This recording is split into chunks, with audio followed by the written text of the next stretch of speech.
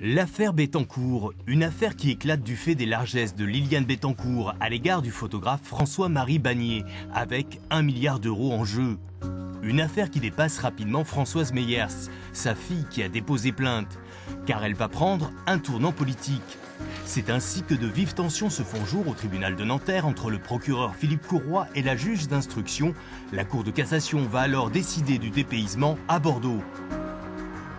Il n'est pas illogique que cette affaire soit dépaysée pour retrouver le calme et la sérénité nécessaires. Mais la sérénité va très vite laisser place à de nouvelles tensions dues au déferrement et aux détentions provisoires de François-Marie Bagné déjà, puis du gestionnaire de fortune Patrice Demestre, plus longue, à la maison d'arrêt de Gradignan en mars 2012, en pleine élection présidentielle. Personne ici ne peut douter de cette concomitance entre cette convocation et la période électorale. Voilà, rien de plus. Donc que chacun exploite cette situation. Dans tous les cas, il est anormal que M. Demestre en subisse les conséquences. Les juges Gentil, Noël et Ramonazzo sont intraitables.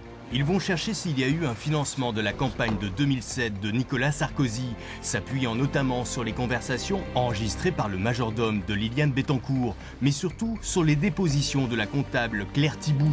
Celle-ci affirme avoir remis 50 000 euros en liquide à Demestre, qui lui réclamait de l'argent pour le trésorier Éric Woerth et la campagne de Nicolas Sarkozy.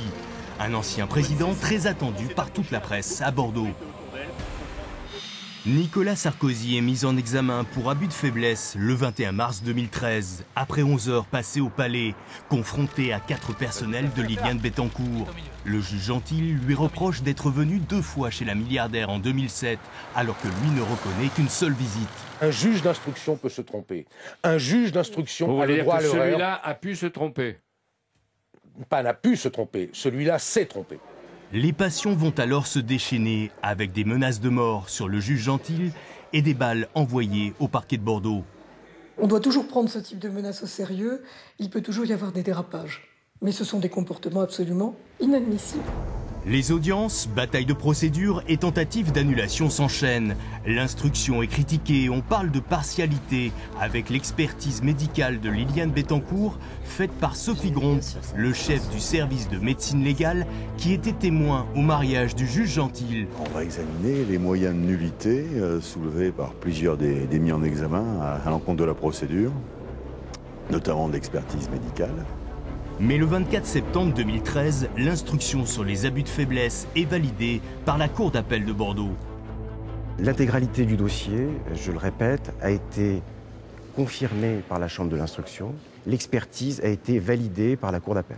Nicolas Sarkozy va finalement bénéficier d'un non-lieu le 7 octobre 2013 avec des charges insuffisantes. 10 personnes seront sur le banc des prévenus, mais le procès pourrait être encore renvoyé avec la récente mise en examen pour faux témoignage du principal témoin à charge, la comptable Claire Thibout.